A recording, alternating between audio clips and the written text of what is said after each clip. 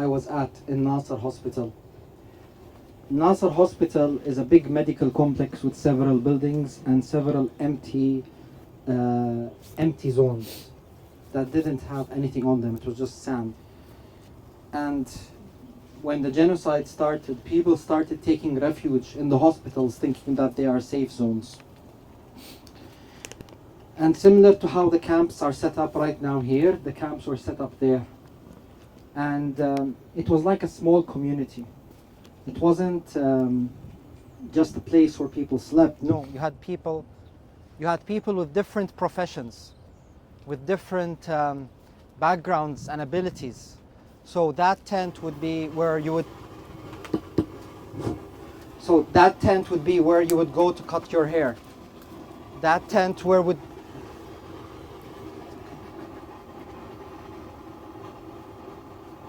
It's okay. Hello?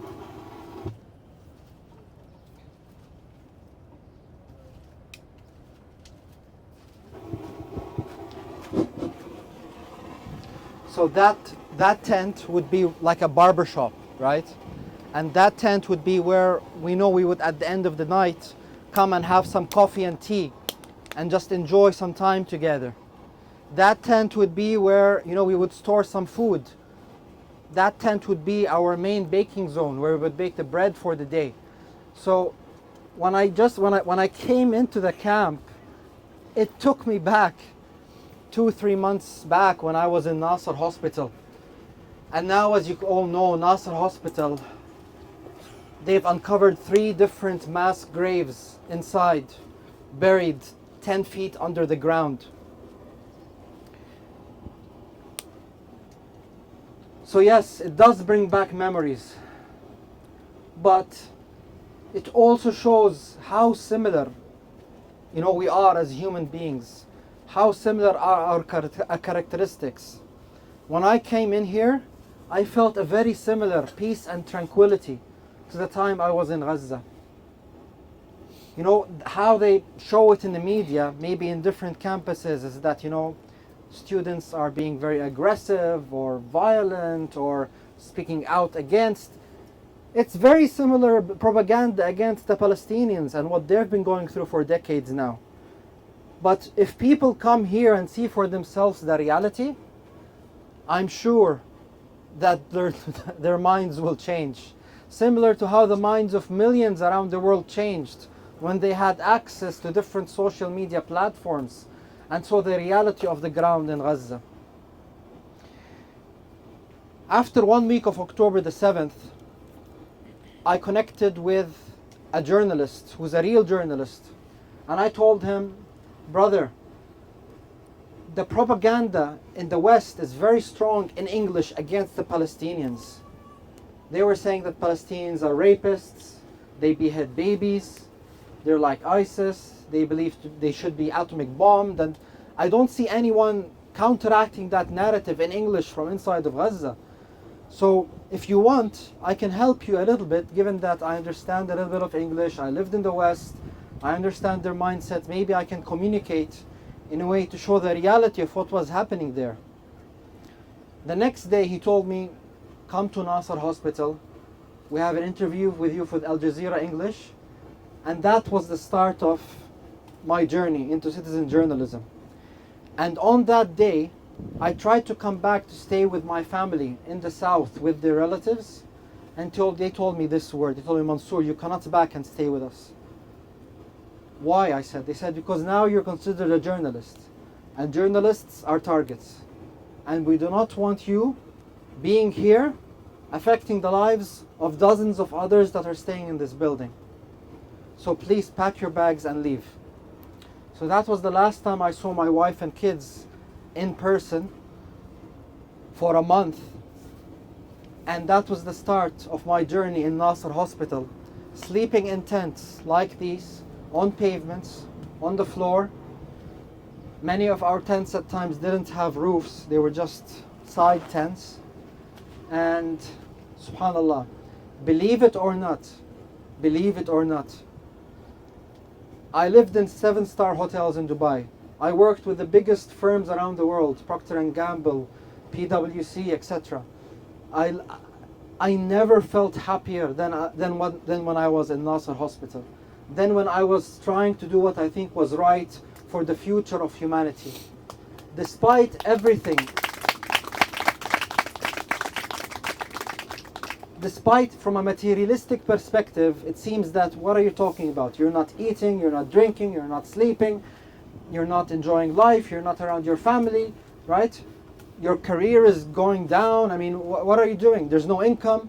How can you be happy? Well, I was extremely happy because I felt that we were changing the course of history, right? We were bringing the narrative to the world, what is actually happening in a genocide to innocent 2.3 million citizens in Gaza. A month later, people like Shadi here, he's one of many volunteers that inshallah one day you all should know about, that reached out to me and said, Mansour, you're doing a good job, but why aren't you on social media? And I'm like, what do you mean social media? You mean like Instagram and TikTok? He's like, yeah. I'm like, isn't that where people twerk? And I'm like, they're like, Mansour, those people are now saying free Palestine. Those people are now producing content like never before. I'm like, really? And then he showed me videos just of myself, people taking clips with hundreds of thousands of views, one with over 1 million views on just one platform. So I realized that, okay, yes, TV and radio is important, but it touches a different demographic. And now we needed to focus in parallel on different social media platforms, whether live or recordings, right? And put the right content out to the people of this world. A month after that, people started talking about charity. We want to donate. We're donating, but the money is stuck outside the Rafah border, or it's in the bank accounts of different organizations, or we don't want to give it to the UN because we believe that the UN is taking very high administrative costs and are working with the wrong people. So I was like, that's not my area. I'm an engineer, I'm a consultant, I'm a supply chain manager. But you know what? It's time to pivot. It's time to career pivot. Let's do this. Let's link with different local organizations on the ground, in the north, in the middle region, in the south.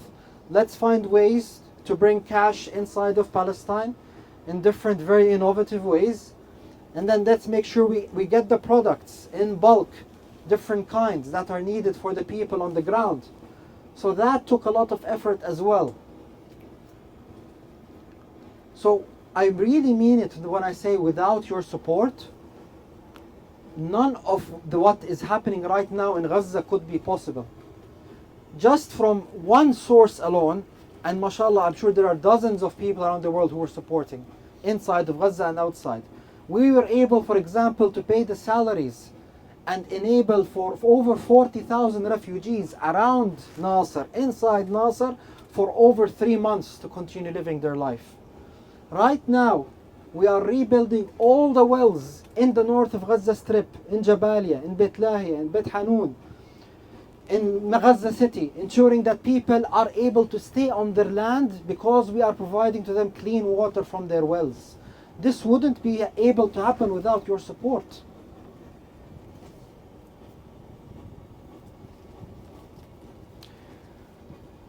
Yes, what's happening in Gaza is very difficult. And because we are humans, because we have very high empathy, and sometimes because we look at it from a short-term perspective, we think that what's happening is just bad, you know? There's nothing positive that's going to come out of this. But I'm here to tell you that that's not what the people of Gaza think. The people of Gaza think that they have been selected and chosen by the Almighty to go through this hardship to prepare them for something better that's coming up. If I want to grow my muscles, what do? I take it through hardship, right? I go to the gym, I work out, I sweat, I eat well, I sleep well, you know. I avoid some of the nice things on the short term, but no, I want to grow my muscles, I want to be more active, I want to lose weight, right? So that's what's happening in Gaza right now. They know that similar to what happened to nations before, very recently, like South Africa, for example, or before that, the Irish. or many other nations who got their freedom, they had to go through what they're going right now. But they now don't only believe that Gaza and Palestine will be free, they're seeing that the whole world will be free as a result of their actions. And many people in Gaza and Palestine have relatives and friends that are directly living in many countries around the world, including Canada. So they always connect with their relatives, with their friends. And it's important that we stay connected with them and give them messages on our behalf to the people of Gaza. Please continue doing what you are doing. I repeat what I said before. What you are doing now, in my opinion, is more brave than many of the people in Gaza right now, because you put yourself in this position. You left a life of full materialistic happiness and chose to live your life for values that are global, and go and endure this hardship, this propaganda against you, the lack of food, the lack of water, for values and lives more than yourselves. And you're the ones that chose to put yourself in this position. In Gaza, it was enforced on them. So mashallah, thank you very much. Please continue doing what you're doing. Continue to learn more about Zionism. Continue to learn more about Islam. Continue to learn more and educate people about the history of Palestine and Israeli conflict. Continue to boycott BDS, be active on social media, donate wisely, lobby, speak out to your different institutions properly. I mean, I'm learning here, right? How to properly BDS, right? How to properly put pressure on different government officials. Just a final note before the Q&A. We had a meeting with MP Salma Zahid and a lot of her constituents at her home. And one of the people in her home was an intern in the finance minister's office, Chrystia Freeland. And she said to us that, yes, Melanie Joly and Justin Trudeau are bombarded by messages every day asking them to change their foreign policy measures against the people of Gaza and Palestine.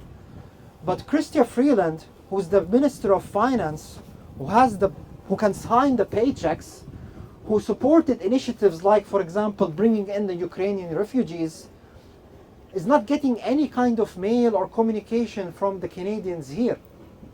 So I believe one of the things that we can do, and the youth and the students can also spearhead this initiative, is to include Minister Freeland in our upcoming communications and requests and demands, especially because our tax-pay money is with her.